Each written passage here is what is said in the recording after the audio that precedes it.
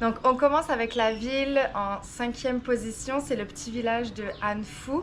En fait, on s'est retrouvé par hasard dans ce village parce qu'on ne trouvait pas de logement à Tuy Hoa, qui est une ville sur la côte vietnamienne plutôt au centre.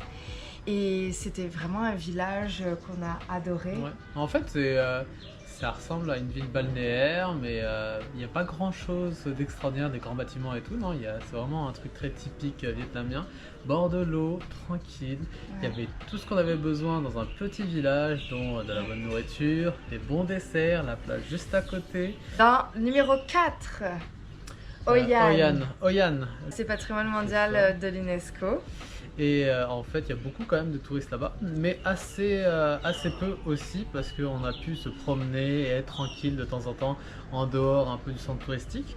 Mais c'est magnifique, c'est vraiment magnifique. La journée comme le soir, c'est vraiment totalement différent et c'est vraiment magnifique. Le soir, ça prend une toute autre dimension avec toutes les lanternes, on appelle la ville des lanternes, toutes les lanternes qui sont allumées. C'est magnifique, voilà. C'est vraiment, il y a des adoré. musées, il y a un musée magnifique sur les ethnies. Il y a beaucoup de choses à voir en fait, il y a beaucoup de temples. Et la vie nocturne est quand même le fun aussi, donc à visiter en famille ou en couple, c'est vraiment bien. Ou seul. En 3e position, Bac Yen. Bac Yen, Où c'était? c'est dans le nord du Vietnam, dans les montagnes. Dans les montagnes. Pas dans la zone la plus touristique du nord. C'est vraiment cool, petit village.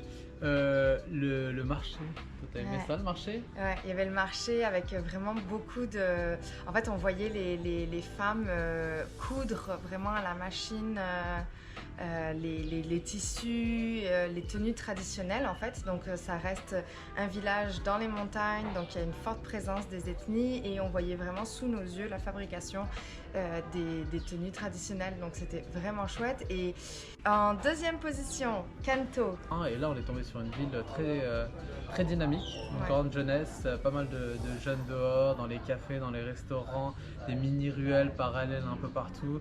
Et on arrive au numéro 1. Ouais. Il y aura Ninh Binh. Ninh Binh, qu'on appelle la baie d'Alang terrestre. Donc c'est caractéristique avec ses gros pics karstiques, là où notamment le drone a fini sa vie. On a perdu un drone. Mais vous voyez, hein, même si on a perdu le drone dedans, ça reste notre numéro 1. Il y a un petit regret aussi derrière parce qu'on n'a pas eu de chance sur la météo. On a eu quand même du temps froid et un peu de pluie. Donc même avec ça, on a trouvé que le paysage était extraordinaire pour vrai.